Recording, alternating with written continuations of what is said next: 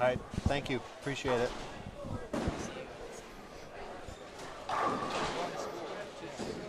All right, everyone.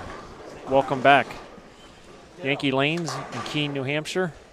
We are here for the Yankee Lane singles event. We do a two-day weekend. I'm going to get this right by the end of the stream. This is the 5th time. You ain't got much time left to get I know. Joining me in the booth, I'm Chris Forey, John Wilbur. We also have the owner of the bowling center, Jeff Barden, is in the booth here with me. Say hello, boys. How we doing? How we doing, everybody? How we doing? Say hello. Good. Again, this is singles, two tournaments we hold. Saturday had a doubles event, $1,000 added by Yankee Lanes and Jeff Barden, so we say thank you very much for that. Yes, we had a great turnout yesterday. I don't want to get the teams wrong. 71? I feel like I'm wrong with the math here. What were the max number of teams? 36. So 35 teams yesterday. 72, right? 72 is a max. 72. We had 71 teams. That's right. We had one short in the morning. Right. But still great turnout. And then today we have 128 bowlers for the singles event, 57 entries and 71 yesterday. We had our first defending champions ever in a doubles event, John Sellers and Quentin Collins. I did not know that, by the way, that was the first time. First time ever. First time anybody's ever got to the final match when they've defended. So here in front of us, we have Alex Cavagnero going for his first singles title in NEBA. He does have a doubles win with Anthony Pepe, bowling against Steve Hardy Jr., looking for his first ever NEBA title. So we had a very, to me it was challenging. I struggled today, but it was called a Statue of Liberty, a new Kegel pattern, 47 feet. Again, just like yesterday's pattern, if you didn't get your ball to face up the right way, Stevens had a good look. Obviously, 2 guys in the final match have had a very good look, but you had to figure out how to get your ball through the front of the lane just right and still get to hit the pins. John just lost it, and we saw your 8-pounder hit really hard there. It was hitting hard, wasn't it? Was it scaring anybody back here? the five barely hit the 7. I got away with it for a little while. I thought you were one of my horses to pick. I was like, oh, you got a good look, and of course you kept drawing those similar pairs. Yeah. But then when the ball would start pinging off the 5-pin there at the end, and Steve Hardy Jr., luck of the draw, drew 9 and 10 3 straight matches. I don't know if I'd ever be happy about that, and I thought lane 9 was one of the tougher lanes of the weekend. That pair hooked a little bit more than all the others, I believe. It hooks, but it has a hang spot down lane on mine. Yeah. So how the HPLs? So we're bowling on AMF HPLs. They look a little bit. I hate to use the word worn, but obviously how long they've been here? Before you took over the center? Yeah, the heads were put in 07. Okay. And in 14 we finished the rest of the lane. So yeah. Oh, so you had a fronts and backs. I got you. That would explain why the ball hooks early and bails in the back of the lane, because you have two different wearing of the lane surface. We're usually like at Nutmeg, where I'm from, we replaced the head panels at one time, but never fixed the back of the lane. And that helped get the balls back through the front of the lane better. Right. So that would actually now see, if I would have known that, I could have shot 200 over. Jeff didn't fill us in on that before. Oh. Got to make it challenging. That's not a very good host. I can't talk. I can't talk anymore. And now I understand why my ball hit like it was 6.5 pounds. My son's 4-pounder hits harder than that. Yeah, it was hitting harder than mine the last game. I'll tell you that much. But no, that explains a lot actually. That has a lot to do with that.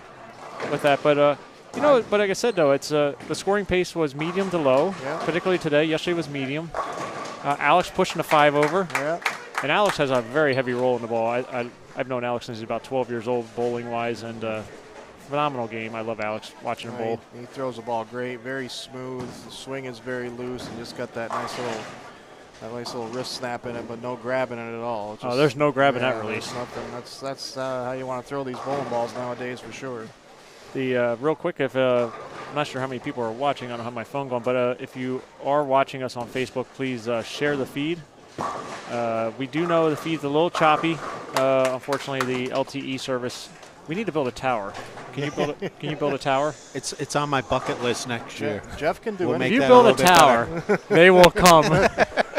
I was only picking on Jeff earlier, by the way, but I have to say, I said it yesterday on air, but every time we come here, he bends over backwards for the bowlers. I know I sound like a broken record, but it's an honest pleasure to come here every year for NEBA and for the Northeastern tournament when it's going on, and he really goes out of his way for everybody and does a phenomenal job. I was joking earlier because obviously I didn't bowl. I bowled 4 squads. I was the 0 for 4 guy. I bowled yesterday, missed the finals by a couple. I do get a ball, but I did win a table. So it's been a good weekend. But at the same, was in on that table. A very nice table, by the way. very nice table. I'm gonna give Jeff a big high five on that one. But I will say for my frustration of bowling, and it has nothing to do with the center or anything. I always blame myself. I believe I should be able to figure out anything. So I just this morning I will say I was slightly distracted with the girls, knowing that they were on the thing and us trying to get Jeff and I trying to coordinate how to get the TVs working and running around, and I can be distracted very easily from my bowling game. This afternoon was a much better effort on my part. Well, that was a good distraction to have. It was. We had 2 ladies. On the US Open show So we won from New England. Big congratulations to Nicole Trudell and Valerie Bercier on making the top 5 at the Women's U.S. Open, finishing 4th and 5th and 4th respectively. So congratulations, ladies. But I will say, though, that my family's enjoyed it. My son's running around your bowling center a lot. We've put a lot of money into your crane machines. I hope you're not sharing that wealth with somebody else. So I dumped probably about $10 in trying to get this toy out of there. I was about ready to come to you and just say, can you open it up for me? And my wife and Danny Kay, our tournament director, and Carol, they've dumped about another 20 or 30 in. So he did finally win a football little thing. But no, we've had a great time. I think the town, I like towns that have I like to say character about them, and I think the town of Keene is I've only been here 2 days, and I think it's pretty cool. And it's a beautiful town. And the bowling center is awesome, and you do a great job. And again, we appreciate. I mean, like you were just going out of your way to try and figure out how to accommodate me, and trying to figure out how to get the streaming going, how to do all this stuff. Other centers. And we do. Our hosts are great. I'm not trying to put anybody down, but I mean, Tony Renaud. Tony is like you at Silver Lanes. He goes above and beyond. But I mean, you were climbing up. I think somebody told me. I heard a thud. Yeah. There was an earthquake in Keene. Yes, there was. It was the Three Stooges marathon from 38. Yeah, I went down hard, but I'm all right. I heard a thud. Everybody goes, "It's the computer." I go, "Really? A computer went that loud?" Did the beam drop? But yeah, but you went out of your way to try and figure out how to how to make things right.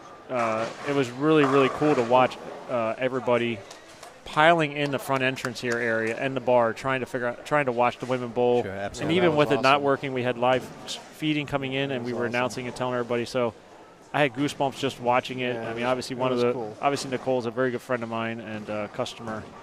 I call her bowling family.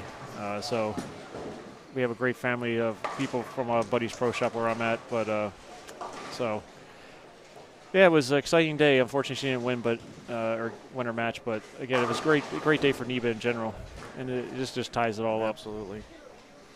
Real quick, recapping the match here. Obviously, everybody's watching while you're listening to us, but Stephen Hardy front 3 spare, and Alex Carbonero front 3 spare strike. So a close match so far. Estimation on score, we're halfway through. What do you got there, John? I'm thinking 225 will be a good number. If somebody gets there, will be the winner. I'm going to go. Actually, I'll let Jeff go out since the host. What do you think the winning score, just approximate winning score? Now we're about halfway through. I'm going to see right around the 220 level. Yeah, I was going to go for 232. 235 area. But again, the pace drops off here a little bit as they get all of a sudden your ball just goes and you go, where did that come from? Yeah, they get tricky, and if you don't stay that's when I wanted to blow blow up the front end of the lane. I just wanted to take a bomb and just tie it to the lane beds. Right. But yeah, it's a great place though. I mean, I mean, you walk out, you see all the beautiful trees and the awesome. forest around the bowling center, and the staff is cleaning the tables like every game. Oh yeah, every game they're cleaning. Yeah. And I said to the staff, I go, "You clean too much. Please stop cleaning." She goes, "Every game." I go, "I'm just teasing you." I said, "But." We always try to do things right here and make the bowlers feel appreciated. So it's part You've done part of what we do. You did a fabulous job. I mean, your lane man was out getting the lanes done right away.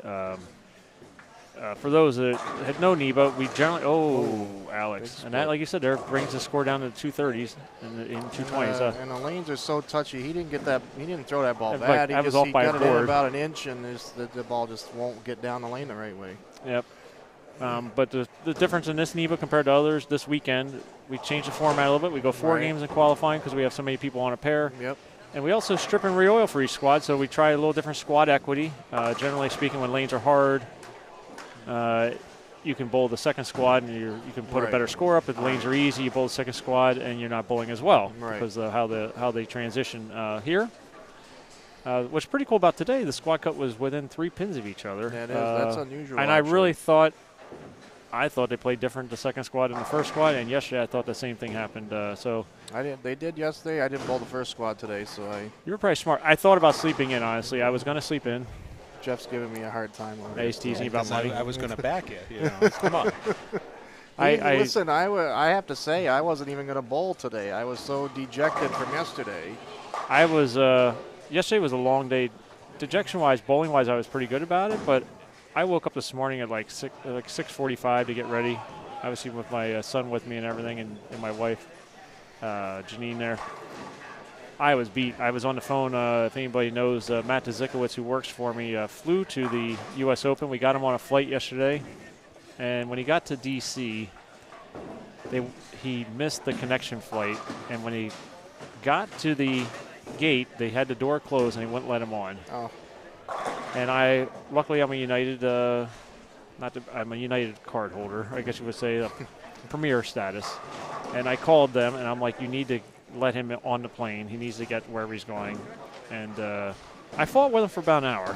You got him on the plane? I got them to book me a different ticket on American Airlines Direct. Really? And he got there at 9:30 this morning. Wow. So he had to sleep in the airport, but we got him there. He was in a panic when he got there. I said, "Boss will take care of this." Oh, wow, yeah, I didn't know you had that much power. That's something. I have 3.5 million air miles. So I told them that. I go, I got 3. I used it. I said I got 3.5 million air miles. So, but it was Steve Hardy Jr. here just sparing away. And a stone 7 we just missed there as we did, and a ring 10. Oh, and he missed a spare. And that's giving it right back to Alex. So that gives him 45. Alex throws a strike. Alex is down 1. So spares are so important when the lanes get ugly. And we noticed that Nick Marion. Nick really took himself out of that last match. Right. He missed what, 4? He missed spares, 2 7 pins. Yeah, it was a lot. Let's put it that way. He missed 2 7 pins and a 10 pin. So important on when they get ugly. You gotta fill frames. It's just, I mean, anything can. And it's so easy to split. Yep, and Hardy. You can't make the simple mistakes either. Yeah, so Hardy's going stone 7, ring 10, flat 10, stone 7. Let's see what happens on this lane. He got around that one a little bit. He did. That ball finished. And that a lot was pretty better. good. He came over top of that to give it a little twirl. He did. Get to bounce off the spot a little bit. The more you can spin it through the front right now, the better off you are. I'll tell you that much. Thanks for giving me that tip too. I didn't see you earlier. You weren't near me today. I couldn't help you. It was ugly. I started with 160 out of the gate, so I shot 190. Yeah, I shot 190 this block. The morning block was ugly, and like I said, I apologize to the guys that bowl. Tim bowled with me, and I really felt bad for the guys that bowled with because I was probably distracting, running around trying to do things and slowing the pace. I'm bad enough I bowl slow as it is, and now I'm trying to figure out how to get CBS Sports Network on our phones and our computers. And that doesn't happen too often. So that's no, it doesn't. So I'll take the $95 hit. Alex got around that one a little plowing the 8-pin back. That was a great shot right there. So that's we have a 1-pin match, folks. Please share with your friends. This is exciting. Absolutely. We're coming down to we're going into the 9th, 1-pin. Both bowlers working on a strike. It looks like Alex moved a little bit left off of that last shot, even though it looked like he got it inside the target and just looped it a little bit more with his hand. And Alex made a ball change. Our director's telling us our director's paying more attention than we are. He is. We're talking. He's here. That's a good thing. That's why we have a great staff. Said he changed to a phase 2. And that great pin deck guy won from you. A lot of history there. Lane 15. He said Dick Weber was on. I had to get a copy of that clipping you have. Absolutely. Yeah, I'm excited. I think my wife jumped through the phone when I sent her a text that we won. He's definitely a lot Oh, more. boy. That ball didn't lay off either. Oh, Another boy. split. Wow. He definitely moved in probably another 4 or 5 we're down to boards 2-0 winning score now. Oh, we are, yeah. We're into the low 2 teams and they're fighting. They're working hard now. Yeah, I think I might have told you yesterday, Jeff. We saw that pin deck. Saw the pictures. Kevin sent it over to him. I showed my wife last week when we were driving to Pennsylvania, and she goes, "I want that in this house." And I'm like, she goes, "You should just buy it." And I'm like, "Well, let's be fair, but everybody get a chance." So I invested. I did invest in it. Oh, get it, Alex. Oh. Good attempt. Well, Steve Hardy Jr. is really in a driver's seat now. Alex can only get to 200, so I'm way off of my estimate. Just think of that. We were 5 frames in. 230 looked like a pretty doable score. And the matches in the last round changed in the halfway through the game as well. It just shows you how much they break down frame to frame. Yeah. Do you know what kind of oil you use in your machine? I know you have you have like an old custodian. Yeah, it's actually an old, good older shot. Phoenix S Navigator. Big double Navigator. Okay, so that's an older oil. Yep. But it's hard in those older machines, and I could be wrong, but it's hard in the older machines to use the newer oils because. All right, we're getting here. So Steve Hardy, let's just do some math here real quick. Not to change the subject, but now we're down to the 10th frame. But you got 75. Steve looks like he needs 9 pins to win. 9 for his first title. 8-1 also. So he needs 8-1 or 9-0 to win the match. Big 4 would be very bad. It really well. That's good. Winner, chicken dinner. How about that First shot title. for your first Is title Daddy right there? watching? Yeah, where is Steve Sr.? Steve Sr., I hope you're watching. Congratulations. And Mindy and everybody else back at Strikers East. Congratulations, Steve Hardy Jr. Well, he threw those last 3 shots really great for the money right there. Congratulations to the kid. I know he works hard at his game too. I think I saw he was a little bit down on himself last week. I'm not a Facebook guy that likes to talk about my life, but I do know some of these kids, they like to talk about their bowling game a lot. Right. But I do know he was a little bit down on his game. I think it was last week or 2 weeks ago I saw a little post. But congratulations to him. We all go through it. Oh, but today I was wondering if I knew what I was doing anymore. Right there is where the hard work pays off. That's a great feeling, standing up there, finishing out. All right, Junior. 231. Yep, 231. So you still got it right. I was close. I said 232. Yeah, I said. So we still got there. And funny things, I didn't even think of. You're just looking up and you're like, okay, Alex can't get there, so now 2 teams are winning score. But Krista, you're the reason, baby. congratulations. So real quick, back to the oil. I find that if you try using like thicker oils, I think an S. I come from a center in Pennsylvania. They had an old Phoenix S, and they were running ice oil. And no matter how much they kept on trying to pump it out there, it just got to the back of the lane, but it never actually made the lane tight. That's what we bowled on at the Dutchman last week. Right. Then we got a new flex machine on Monday. There you go. Perfect. We waited till the tournament ended and we worked out a deal. That's why you do that. But well, I want to say thank you very much for hosting. Appreciate it. Really Jeff, appreciate the thank you. table. Thank you a lot, Jeff. Mr. John Wilbur. Thank you, John. Chris, thank you for sitting in again. No, not a problem. I enjoy it. I'm glad I fixed your issues yesterday talking to you. I'm just kidding. Yeah, there was. Actually, I heard Bruce Hall talk to you a little bit there. So a lot of friends got me back into bowling today. I wasn't bowling, but yeah, you're too good not to bowl. So, but and that's why I always like to say bowling family, because we're always here to support each other, even as NEBA as we compete.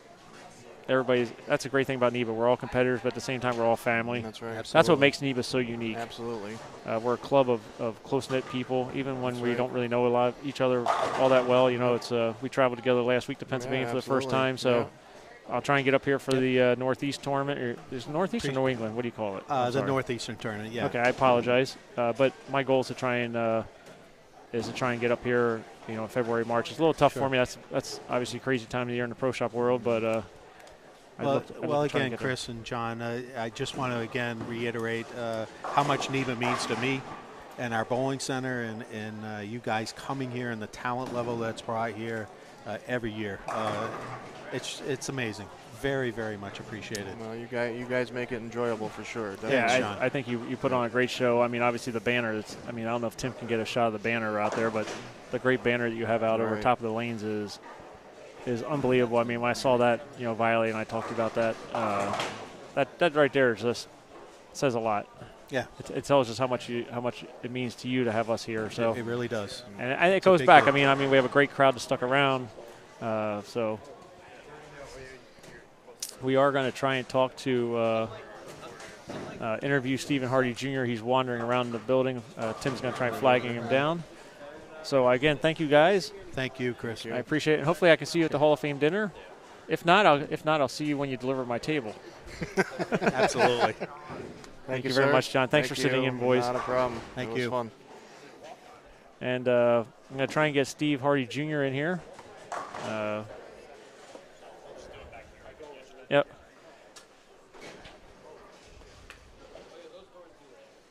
Give me just a. It looks like the mat rolled up, so somebody might want to get the mat there in the doorway so somebody doesn't fall.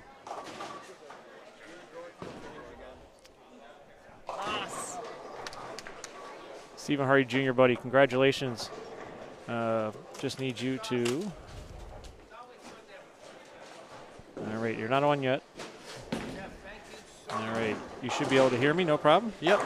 All right, well, big congratulations. Thank you. Hopefully your dad was watching. I hope so, too. I hope so. That was exciting. I miss not having him here. Yeah, I got to see him yesterday. I feel bad because I get so many things going on as NEBA president. Obviously, I'm running around. It's a challenge to talk to everybody sometimes. I know he tried saying hello to me, and he's been a good friend for a long time. I've known you since you were like little. I feel like about 10 years now. Yeah, since probably the first Pro-Am, which was like 12 years ago. Yeah, it's been a long. Yeah, I lost track. Yeah, but, there's so many. But congratulations. Thank you. Obviously, first title. Yes. You get to bowl the tournament champions now with your dad. Yes.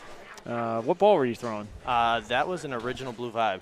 Original Blue Vibe. I called the Blue Vibe. I knew you were throwing that, but an original. Yes. How many games do you think you got on that? Not that many. I actually got it new in box last year. Oh, wow. I paid a pretty penny for it, and it just paid dividends. There you go. Well, congratulations there. Maybe you can get a Hammer to send you one of the new ones.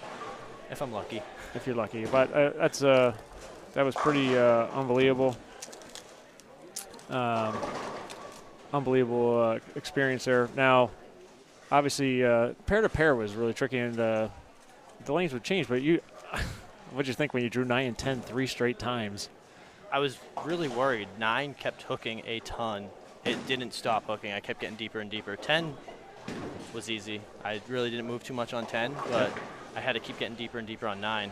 And every time I drew it, I only shot 220, but it was just enough to get by every game. Yeah, we were tracking them. We would always be like, okay, the number's going to go up, and it would just gradually, at the middle of every game, you just see. Even here, I had you guys for 230, and obviously you shot 230, but I had the winning score in the 230s.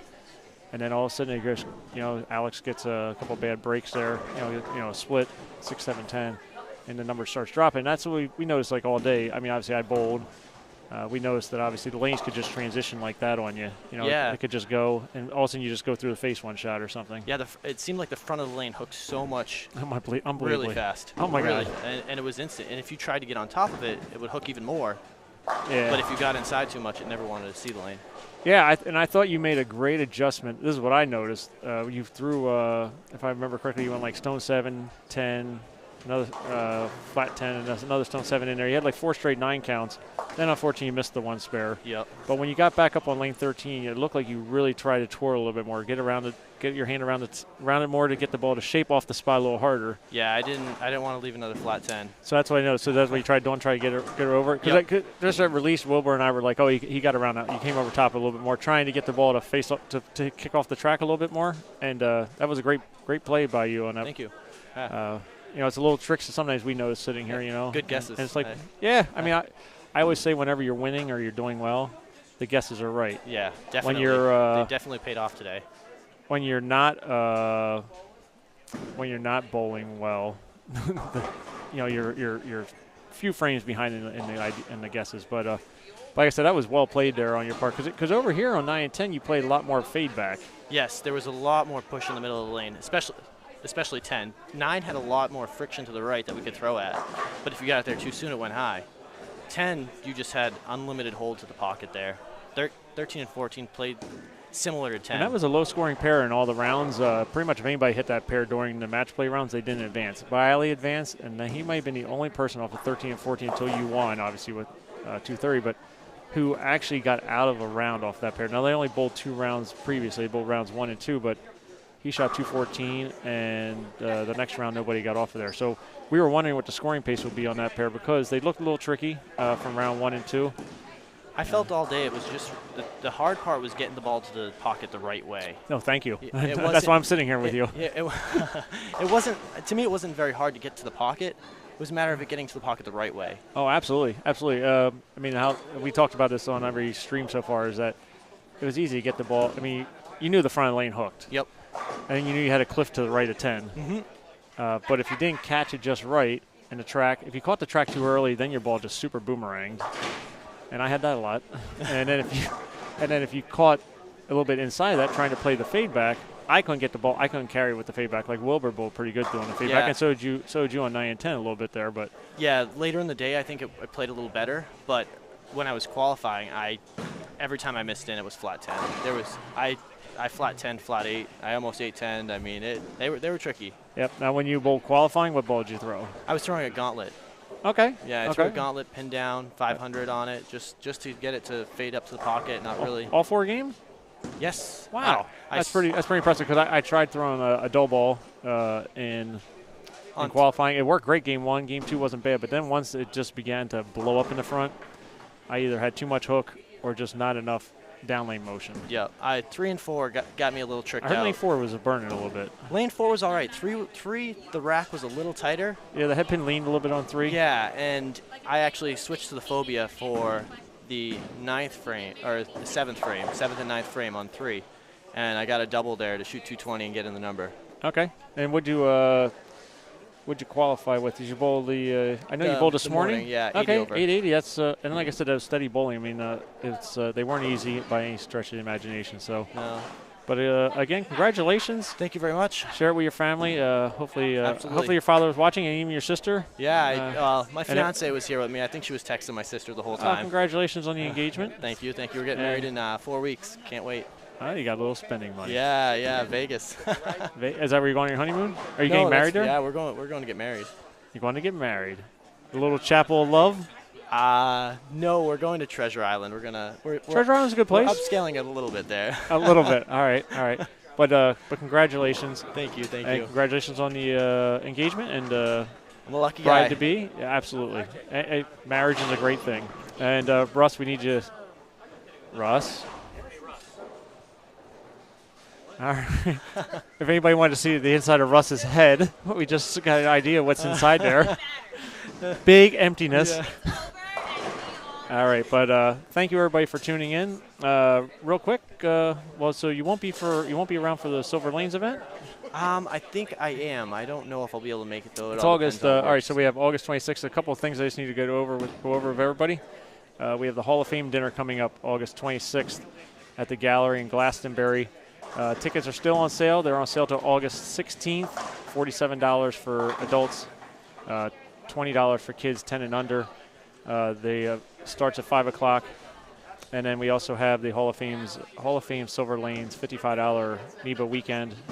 Seniors at 10 o'clock on Saturday.